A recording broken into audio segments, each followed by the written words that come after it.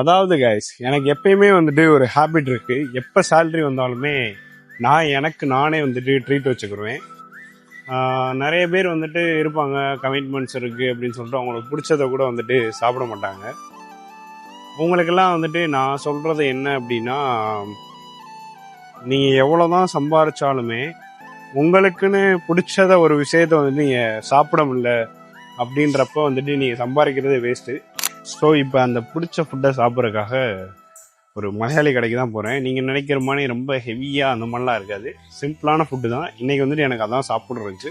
அது என்ன ஃபுட்டு அப்படின்னா தோசையும் பீஃப் கறி அண்ட் வந்துட்டு பக்கத்தில் இருக்கிற டேபிளில் பார்த்தீங்கன்னா 65 சாப்பிட்டுக்கிட்டு இருந்தாங்க. ஸோ 65 சாப்பிட்ணுன்னு தோணுச்சு. ஸோ அதோட 65 ஆர்டர் பண்ணிட்டு சாப்பிட்டு முடிச்சுட்டு பில் பே பண்ணிட்டு கிளம்பியாச்சு. மனசுக்கு பிடிச்சத மனமும் வந்துட்டு சாப்பிட்டாச்சு. ஃபைனலாக பில்லு பார்த்தீங்கன்னா 28 சவுதி ரியால் வந்துட்டு வந்திருக்கு.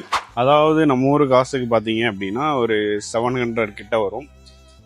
இது சாப்பிட்டதுக்கு அப்புறம் தான் மனசுக்கு திருப்தியாக இருக்குது. இந்த மாதிரி நீங்களும் வந்துட்டு சேலரி வந்ததுக்கப்புறம் உங்களுக்கு நீங்களே ட்ரீட் வச்சுக்கிறீங்க அப்படின்னா கண்டிப்பாக கமெண்ட் பண்ணிட்டு போங்க. பாய்.